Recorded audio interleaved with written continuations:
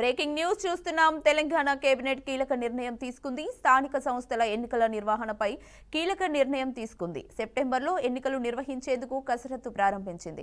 ఇందుకోసం ఎన్నికల సంఘానికి లేఖ రాసింది. దీనితో పాటు మరిన్ని కీలక నిర్ణయాలు తీసుకుంది మంత్రిమండలి. పంచాయతీరాజ్ చట్టం 2018లోని సెక్షన్ 285A సవరణ చేయాలని మంత్రిమండలి నిర్ణయించింది. భౌగోళిక, సామాజిక, ఆర్థిక పరిస్థితులు, రాజకీయ వెనుకబాటు, సర్వే సమాచారాన్ని దృష్టిలో పెట్టుకుని అసాధారణ పరిస్థితుల్లో సంబంధిత స్థానిక సంస్థల్లోని పరిస్థితుల ఆధారంగా 50% రిజర్వేషన్ల పరిమితిని ఎత్తివేసేందుకు కేబినెట్ ఆమోదం తెలిపింది. అదేవిధంగా విద్య, ఉపాధి, ఉద్యోగం, స్థానిక సంస్థల్లో బీసీలకు 42% రిజర్వేషన్లపై ప్రత్యేక జీవో తీసుకురావాలని మంత్రివర్గ భేటీలో నిర్ణయించారు. ఎమ్మెల్సీలుగా కోదండరాం, అజరుద్దీన్ పేర్లను ఫైనల్ చేసింది.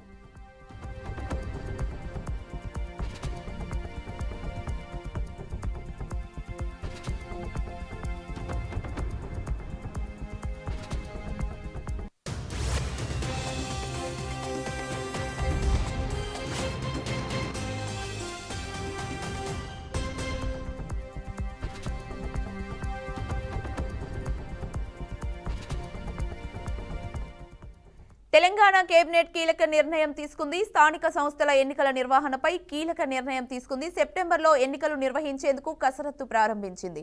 ఇందుకోసం ఎన్నికల సంఘానికి లేఖ రాసింది. ఇక ఇదే అంశంపై మరింత సమాచారాన్ని మా ప్రతినిధి శ్రీనివాస్ అందిస్తారు. శ్రీనివాస్. గుడ్ ఈవినింగ్ కీర్తి. తెలంగాణ కేబినెట్ కీలక నిర్ణయం తీసుకుంది. దీనికి సంబంధించి రిజర్వేషన్ కోటాకు సంబంధించిన పరిమితిని ఎత్తివేస్తూ నిర్ణయం కూడా అసెంబ్లీలో బిల్లు ప్రవేశపెట్టాలని నిర్ణయం చేసుకుంది. తెలంగాణలోని 42% బీసీ రిజర్వేషన్ సంబంధించి ప్రత్యేక జీవోను కూడా పంచాయతీరాజ్ చట్టంలో సెక్షన్ 285 ప్రకారం సవరణ కూడా నిర్ణయం సమావేశం పంచాయతీరాజ్ చట్టం సవరణ బిల్లు కూడా పెట్టింది. దీనికి సంబంధించి ఇప్పటికే పూర్తిగా తెలంగాణ వ్యాప్తంగా బీసీలకు 42% రిజర్వేషన్ సంబంధించి వివిధ రాజకీయ వర్గాల్లో చర్చ జరుగుతుంది.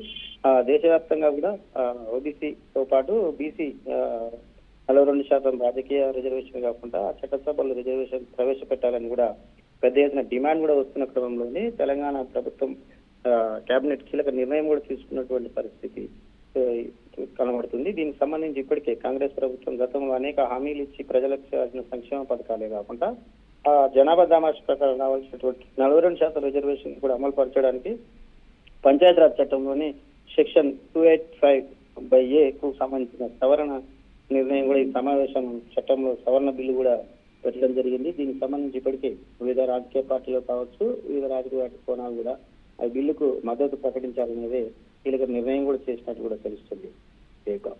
Okay, right. Thank you Srinivas.